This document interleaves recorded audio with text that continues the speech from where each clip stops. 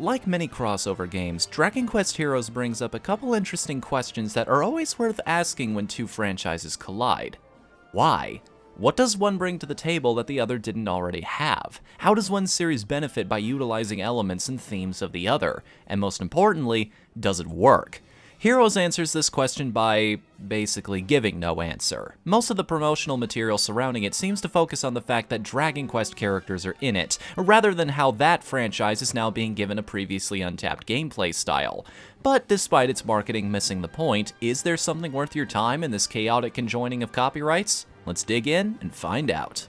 On the surface, Heroes is a Musou-style RPG, starring various Dragon Quest characters from across the franchise's history. For those not familiar with the genre, Musou refers to Dynasty Warriors-style games, where your character is vastly more powerful than the majority of the enemies you'll encounter on the battlefield. In fact, most enemy soldiers can be dealt with in one or two blows, and because your attacks swing so wide, an entire squad of them could be wiped out with a well-aimed combo. And that said, you won't be fighting basic slimes forever. If there's one thing this formula benefits from by including Dragon Quest, it's that the enemies you fight pull from the series' huge collection of iconic beasties. Each one is easily recognizable visually and sports its own patterns, behaviors, and strategies necessary to overcome. And you'll be encountering a new type of foe practically every other level, constantly forcing you to adapt to new challenges. But the enemy army isn't the only ones with options.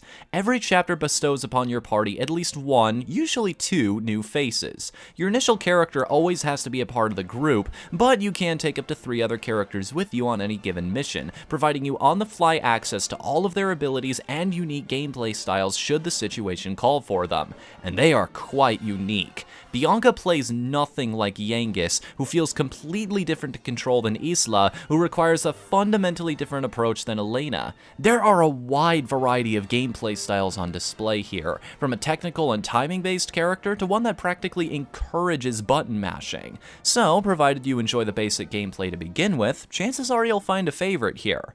As for the types of missions you'll undertake, Heroes departs from many other entries in the series by getting rid of 2 things: friendly soldiers and bases. You rarely have characters fighting on your side that aren't in your party, meaning you are in fact expected in this game to be a one-man army. But considering how many groups of enemies these characters can plow through in their normal adventures without taking a break, this doesn't feel as outlandish as you'd think it would. Instead, what really might throw veterans for a loop is that the war aspect usually associated with the genre isn't here. Without a friendly force, there's no such thing as pushing the line or taking a base to give your troops a further foothold in enemy territory. Instead, there are portals called Night Maws all over the field that serve as generator points for more enemies, and defeating the Maw Keeper will stem the tide of adversaries, much like taking out a general in other Musou games. And you will want to do this, because if you just leave them be, they'll likely overwhelm whatever it is you're trying to defend on that map very quickly. Heroes is very defense-minded, in that instead of taking over the enemy's bases, many missions will task you with protecting something, and you can bet there will always be many different paths leading to this something that you can't cover all at once. This is where the new monster medal system comes in handy. Occasionally, enemies will drop a monster medal, which you can then use for either a one-time use ability or to summon a sentry that will protect that part of the map you summoned them in. It almost feels like playing a tower defense at times, figuring out how to best place the weapons given to you so you can go off and do your own thing. But don't get excited yet. If that sounds good to you, make sure it sounds really good to you, because aside from kill all the monsters, defending an objective is pretty much all you'll be doing in this game. It'll try to vary things up now and again with tricks like having your objective move, environmental hazards that you can use to your advantage, and so forth, but that doesn't change the fact that aside from the occasional boss fight, there are essentially only 2 types of victory conditions in Dragon Quest Heroes. Add that to the fact that this is not a short game, even if you skip the side quests, and you'll be doing these 2 mission types a lot.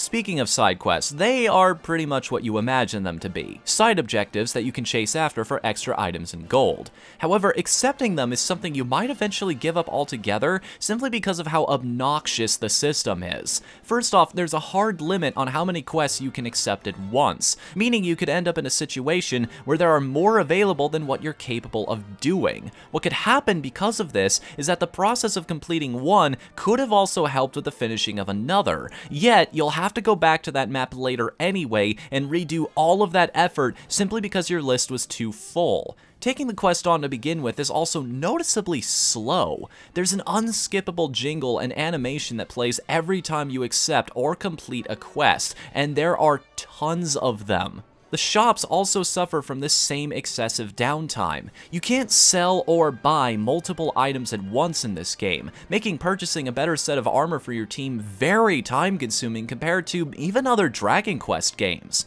All of this isn't a deal breaker by any means, but it is agitating, especially when all you want to do is power up and just get straight back into the action. Also, let's address the elephant in the room. Dragon Quest Heroes comes with a very strict and vaguely worded terms of service notice about video content related to the game.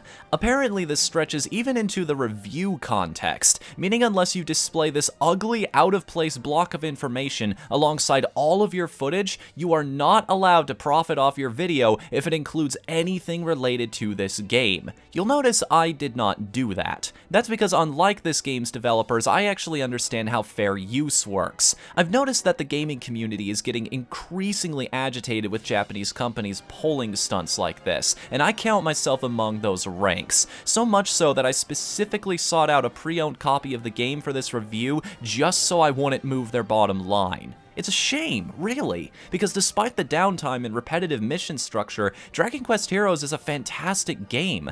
I can't even describe it as mindless fun, because its systems are deep enough to keep even the more tactical-minded out there entertained, but it's all overshadowed by this one little blurb. If you don't care about speaking with your wallet on this one, hey, that's your choice. I've got no right to hold it against you. But if you feel the same way I do about this kind of thing, perhaps it might be better to hold off, just to tell the parties responsible that they will not be rewarded for doing this kind of thing in the future.